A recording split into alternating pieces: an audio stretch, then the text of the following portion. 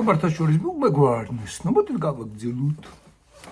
ლოგოსის ლიტურგიული როლის ერთ-ერთ ასპექტად დაინახება სიმბოლოს. ამ საკითხთან მიმართებაში ასევე საინტერესო და საჭიროც იქნებოდა კოხენის მოწაფის ერნსტ კასისერის ნეოკანტიანელობის თავისებური ინტერპრეტაცია ალექსეევის მსგავსი მიმართულებით. განზომილებით. როგორც კასირერი ამბობდა, ადამიანი არის animal symbolic, საზრის მფუძებელი ადამიანი. და მისი ცნობიერების სიმბოლმცემელი უნიკალური ხასიათით, ანუ კულტურული ფორმების წარმოების წიაღ, იგი თავისუფლად და ინტერსუბიექტურად პიროვნებად შორისად აწარმოებს და განასაგნებს საზრისებს. ამით იგი ქმნის თავისუფლებას და ამგვარად ხსნის დაუსრულებლობისა და ზმეობის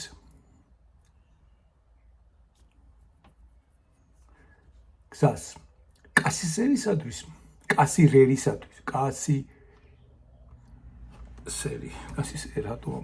კასირერისათვის ადამიანი არაა მხოლოდ მიმღები არსება, არამედ ადამიანი ყოველგრძნობიერ აღქმას გაჟღენს გონის ორიგინალური ენერგიითა თუ სპონტანურობით, როგორც ეს განმაგალითდება თითოეულ სიმბოლურსა თუ კულტურულ ფორმად. ეს ადამიანს, როგორც animal symbolicums, animal symbolicums, სრულ განსჭვალულ გამოხატულსა და ნორმამცემელ არსებად ხდის, რადგან სიმბოლური გამოსახულობის წიაღ მე განვითარებითად მიემართება შენს ქმნის რა უნიკალურ სამყაროს.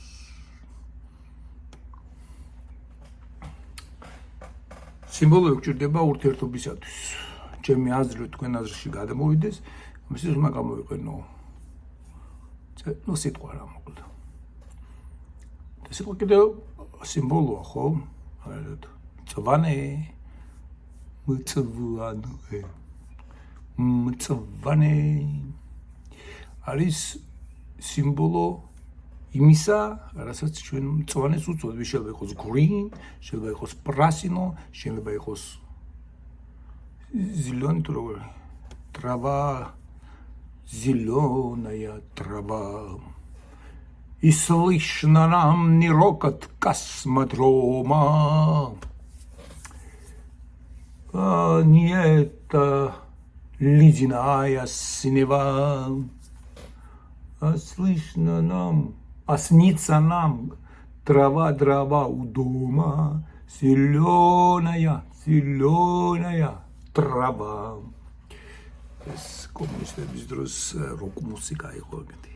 საბჭოთა პირველი როკ სიმღერა, რომელიც გაუშვეს ტელევიზორს შინად, მაშინ временიც იყო ხოლმე. მაგარევიჩი. ოკეი. ამ წიგნში დენის კოზგუნ ეს არის ჰოლანდიელი ტიპია რა. დაჟინებით იმეორებს მითის გრძნობისეულობის ნაკლოვანებას ენასა და სიმბოლოსთან მიმართებაში. იგი აღნიშნავს, რომ პრიმიტიული ადამიანი მითით საკუთარ გრძნობებს პირდაპირ კონკრეტულად და უშუალოდ გამოხატავს მაშინ, როცა მითის ამგვარი ფიზიოგნომური ბუნებრივ შემცნელობითი და ემოციური თვისებები დაბრკოლებაა სიმბოლური დისკურსისათვის. ხოლო სამართალი სწორედ სიმბოლური ფორმაა. მართალია იგი იწყება მითოლოგიური დონიდან, მაგრამ მენის ძალის გამოყენებით საფეხურობრივად ნელ-ნელა აღემატება მას. მასშტაბზე სამართალი კონცეპტუალური სიმკაცრით შემყარდება და იგი აღწევს სიმბოლურ დონეს. ანუ ლეგალიზმითა თუ ფორმალიზმით სამართალი გრძნობადად გამატერიალურდება. ანუ ლეგალიზმი თუ ფორმალიზმი სამართალი გამეტალურ დმაკლიაკ.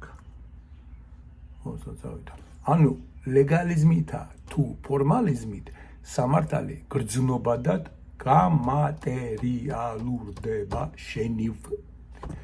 შენიფდება დსადო რატო გამოტოვი ორგან დ ხარით დუარმევასიბასიმა შენიფდება რიტუალისტულ ქმედებად ნუ აქ ლაპარაკია იმაზე თუ სამართალის მხოლოდ სიტყვე მხარეს გავაფეტიშებთ როგორც მაგალითად მართლმადიდებლები ვაკეთებთ სულისკენ თან დაკავშირებით მაშინ ის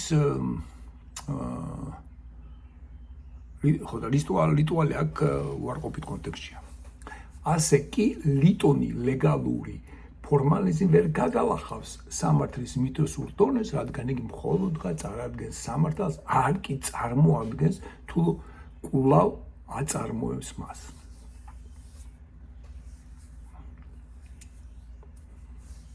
მხოლოდ სიმბოლურ ფაზაში სამართალი განიწმინდება ყოველგვარი მითიურისაგან. ეს განიწმინდება არ უნდა გაიწმინდება, უნდა განიწმინდება ეს წმინდასთან არის. გაიწმინდება ყოველგვარი გასუფთავდება, მოდი დავწეროთ, გასუფთავდება. რომ ყოველგვარი სიწმინდის მომენტი მოაშოროთ. არა გაიწმინდება. სიმბოლურ ფორმათა ფილოსოფიის პროექტი კულტურის განსხვავებულ ფორმებს ლიტონის შთაბეჭდილებების პასიური სამყაროს გარდაქმნისაკენ წარმართავს. ნახე როგორ თulitzemdeba სიმბოლურ ფორმათა ფილოსოფიის პროექტი კულტურის სხვადასხვა ფორმებს ლიტონის შთაბეჭდილებების პასიურ სამყაროს გარდაქმნისაკენ წარმართავს. ეს არის მის გამო რომ ეს ქართული ფილოლოგები ზმნაბოლოში წარმართავს გადმოვიტანი აქეთ და სად რა იწყება კაცი ვერ გაიგებს. ამარ სიმბოლურ ფორმათა ფილოსოფიის პროექტი კულტურის განსხვავებულ ფორმებს წარმართავს ლიტონის შთაბეჭდილების სამყაროს გარდაქმნისაკენ. მოდი ამ წარმართავს აქ ჩავსვარო ცოტა უფრო ადვილი გასაგები იყოს ეს სცენარება მე. კასირელისათვის არც ერთი ცნობილი აღქმა არაა ლიტონი მონაცემი, რომელიც მხოლოდღა არ ეკლა საჭიროებდეს. არამედ ყოველი აღქმა მოიცავს განსაზღვრული მიმართულების ხასიათს, რომელი მიმართულებითაც ის მიანიშნებს ახლა და აქის წიაღ. ესე იგი ახლა და აქ რასაც განიცდი პირდაპირ უშუალოდ და გრძნობ, რომ ეს არასწორი არასამართალი. და ეხლა ზმაო როგორ ინტერესებს ზმაო ეგეთ რაღაცები რო გემართებათ, წმინდა მამები და რაღაცები თუ გემართებათ, შენ ეს მთლიან კონტექსტში უნდა მოაქციო. საიდან მოდის, სად მიდის, რისთვის, რატომ, ეს გრძნობა რატომ და უნდა ვცემო ხა ადამიანი თუ არ ცემო, გავარტყა ხელი თუ არ ჩავუშვა თუ არ ჩავუშვა, ეს ყველაფერი უნდა მთლიან კომპლექსურად განიხილო ადამიანი. Okay. და ამ შემთხვევაში შენ ახლა და აქს დააღწევ თავს და ამ ახლა და აქს დაინახავ ზოგადობის და ისტორიის თუნდაც მარაგლობის ჭრილში. ახმა მოითხოვს შემდგომ არტიკულირებას.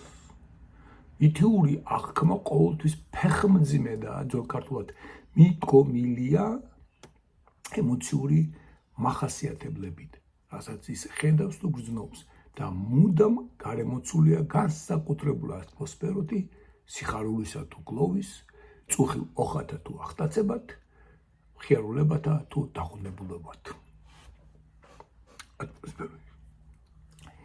მითიური მიდგომილებას კასისელი უპირისპირებს სიმბოლურ ორსულობას, სიმბოლური მიდგომილება სამართალში. სამართალი ითხოვს კონკრეტიზაციას და მოაზროვნე მქმედ ინდივიდს. ამით ის გავს გოეთესეული ბაზისური ფენომენის ყოვლის გამაერთიანებელ კონცეპტს. სენსონური შთაბეჭდილებები და მითიური მათი აღბეჭდილებანი, როგორც გაგების კვანძები, ითხოვენ შემდგომ გახსნას ენობრივსა და სიმბოლურ არტიკულირებას, დასახსრულ თუ დანაწევრებულ მეტყველებას. ამგვარად, სიმბოლ კონცეპტში, ამგვარად სიმბოლ კონტექსტში მგრძნობელობასა და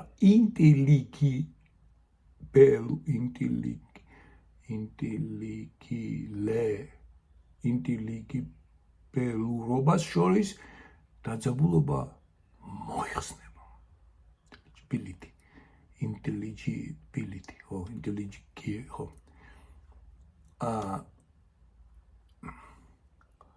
რელიგიური რიტუალი ერთი მხრივ არის სენსორული თუ ემოციური აღქმების მოწესრიგება, მაგრამ იგი თავისთავად და თავისით ვერ გადაეძლევა გაგებაში, რომელიც მოიცავს მომავლის პერსპექტივასაც. კასისერი წერს, რომ არაფერი ისე არ მიაძინებს ყოველ ჩვენს აქტიურ ღონეს, განსჯისა და კრიტიკული განმრჩევლობის ჩვენს ძალას და გვართმევს პერსონალურობისა და ინდივიდუალური გამოპასუხების გრძნობას, როგორც მიწყივი, ერთფეროვან სახოვანი და მონოტონური პერფორმანსი ერთი და იმავე რიტუალისა. მაგრამ საქმე იმაშია, რომ რიტუალის სიტყვიერი მხარე უპირატესად მელოდიური და პოეტურია. სწორედ პოეტური სახეები იძლევიან ამ რიტუალური სრული ტექსტის გახსნას, ახსნას და გფრთხალებში ახსნას.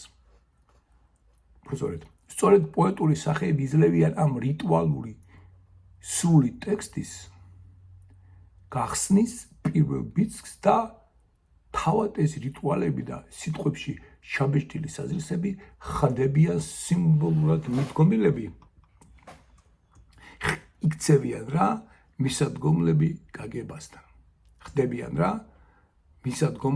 გაგებასთან.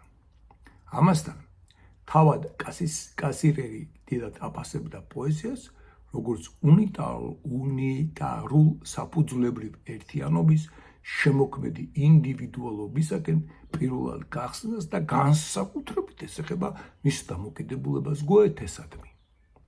ამიტომაა თავად გოეთეს ფერთა და აღქმათა თეორიისა და კასისერიის სიმბოლურ ორსულობას შორის ხრამა მიმართება. გოეთესთან ბაზისური ფენომენან და ფერთა ურთიერთმიმართება ჩნდება კოკ-ბრეგაძეს წიგნშიც. ამ წიგნს ეპიგრაფადაც კი აქვს წამწვანებული ფერთან დაკავშირებული ციტატა გოეთედან. ნაცრისფერია მეგობარო თეორიები, მწვანედ ხასხასებს სიცოცხლის ხე ოქროძურვილი. ასე მყისვე ვლინდება წიგნის ლაიტმოტივი სიტყვათა მყარი კონსტრუქციების უღიმღამოების შესახებ სამყაროს სიცოცხლეს მჩქეფარე მწვანე სიხალისესთან. არა თეორიათა პროზა, არამედ ფერთა პოეზია, ცხოვრება როგორც ასეთი. ფრაზაში დაბინდული მზერა, რომელიც გოეთეს ფერთა მეტყველების ცენტრალური ტერმინია, პლატონისტურ-ნეოპლატონისტური მოტივი ხმიანდება. კერძოდ ის, რომ სხეულში გამომწყვდეული სული ერთგვარად დაბინდულია. სულის ეს ამღვრეულობა და დაბინდულობა მხოლოდ პოეტური შემოქმედებით თუ დაიძლევა, ჩურჩულით, ბუნდოვან ბგერებად დაფარფატებს ჩემი სიმღერა. ცხოვრება არაა მხოლოდ დროის წრფივობის თანმდევი. ცხოვრება ორდება ან მრავლდება ერთგამზომილებიანი დუხჭირი ერთფეროვნების სიკვდილით ჩაუქუპა სიკერგის სიმარჯვის გადალახვისას. ქმედებასა და შემეცნებაში უნდა დაიძლიოს და გადალახოს. ქმედებასა და შემეცნებაში უნდა დაძლევს და გადალახოს საკუთარი არსის ემპირიული სამყაროს ფენომენთა ერთგანზომილებიანი გაგება, რადგან სწორედ ამ შეცნობასა და დაძლებაში ვლინდება ფაუსტის სიმარჯვე და სიკვდილი. ამიტომაც ამბობს ის, ეს იწრო ცხოვრება სულ არ შემეფერება და არც არაფრად მიჩნს. ვეჟნო. მრავალფეროვანი ბუნება ნეოპლატონისტურად თუ ვიტყვით საკუთრივ ერთის ემანაციაა. ერთის ემანაციის სივრცეა, ხოლო გოეთესებურად თუ ვიტყვით ურფენომენისეული ყოფიერების გამოცხადების სფეროა. ამიტომ ადამიანმა უნდა მოიპოვოს ზესთა გონება, რათა სწდეს ღვთაებრიობას, რომელიც როგორც პირველ ფენომენებში, ისე ფიზიკურ და გრძნობად ფენომენებში ცხადდება.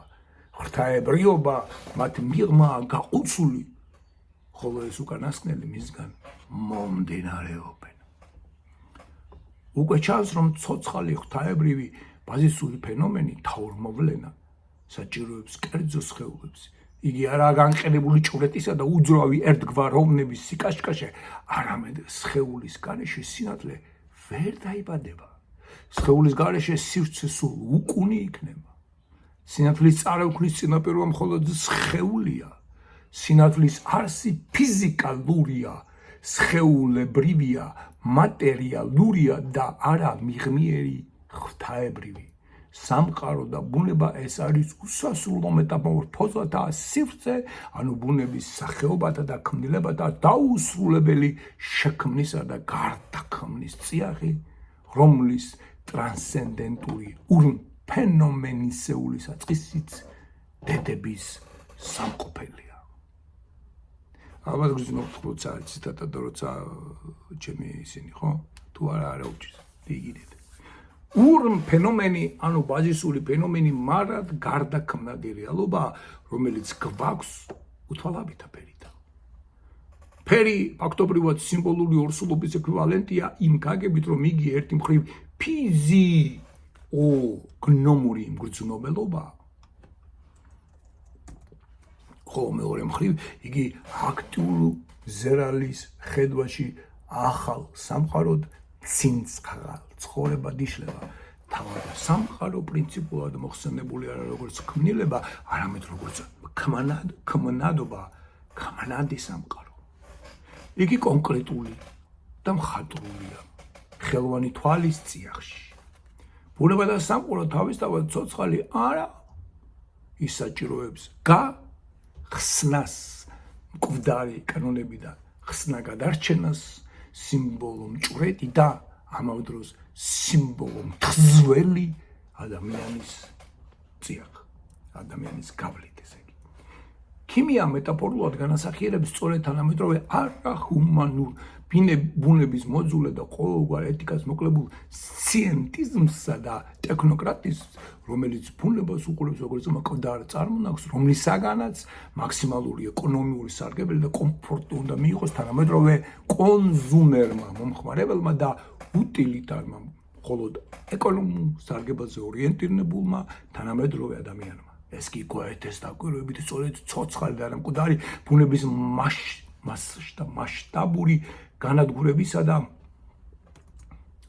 ცოცხალ ბუნებაზე გაუთავებელი სამეცნიერო საბუნებისმეტყველო და საინჟინრო ექსპერიმენტების ჩატარების ხარჯზე ხდება და მოხდება, რაც გვაერთეს რწმენით არა მარტო ბუნებას, არამედ თავად ადამიანსაც მოუტანს კატასტროფას. ნებისმიერი კანონი იქნება ეს საბუნებისმეტყველო თუ სამართლებრივი თავისთავადი სიცოცხლე არაა და არც მარად მზა ერთხელ და სამუდაოდ თვითკმარი ღვთაებრიობის რამ ანასხლეტია, არამედ არის ფერი, ანუ გვარობა ეტიმოლოგიურად. ფერი ესაა თავად თაურმოვლენის ბაზისური ფენომენის არსებობის გვარსახე, ტროპოსი და მხოლოდ მასში ფერადი თუ ქართულად როგორც ნიშნავს და მისით ცოცხლობს, ცხოვრობს ღვთაებრივი. სამართალი არსად არაა და არც არსად ბერსად მოიწევა მზა ფორმულად, თუ არ განიხილება ეს ფორმულა გვარობა რამ ფეხმძიმე სიმბოლოდ, რომელსაც სჭირია ბებიაქალი სოკრატესეული მაევტიკა, რომ დიალექტიკურად აცოცხლდეს სახსინამდვილეში, სადაც რაშიც ცოცხლობ ცხოვრობს, ცხონდება ადამიანი პიროვნება.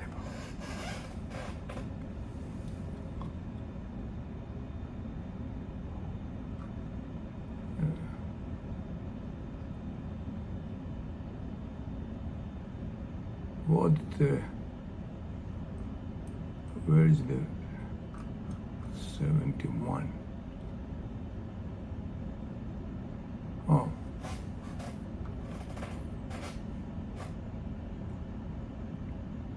თუ საბოლოოდ შენლინგი გოეთეს ნაწილობრივ თანამოაზრე. მივიდა ნეგატიური, აპოფატური და პოზიტიური კატაფატური ფილოსოფიების მკვეთრ გამიჯვნამდე მართლმადიდებელი ფილოსოფიისათვის აბსოლუტური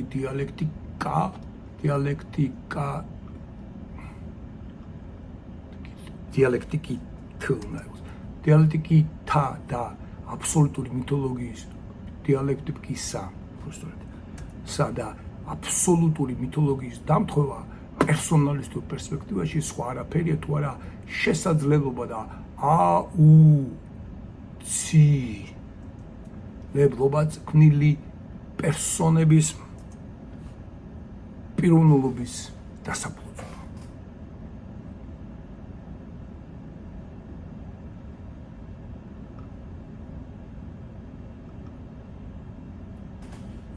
Pisa.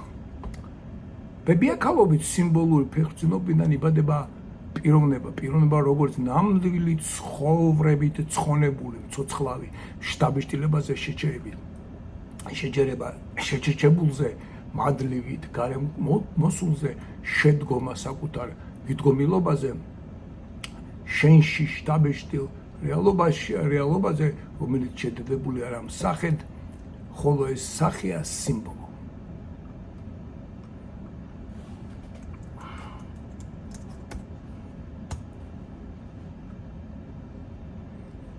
ამგვარად შთაბეჭდილება არის სიმბოლო, ფეხმძიმნე სიმბოლო.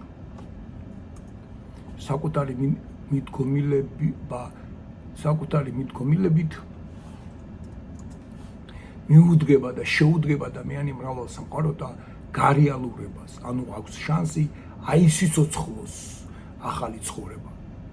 სწორედ ამგვარ რამეებზე საუბრობს მერაბ მამარდაშვილი პრუსტზე 1984 წლის ლექციების მეოთხე თავში.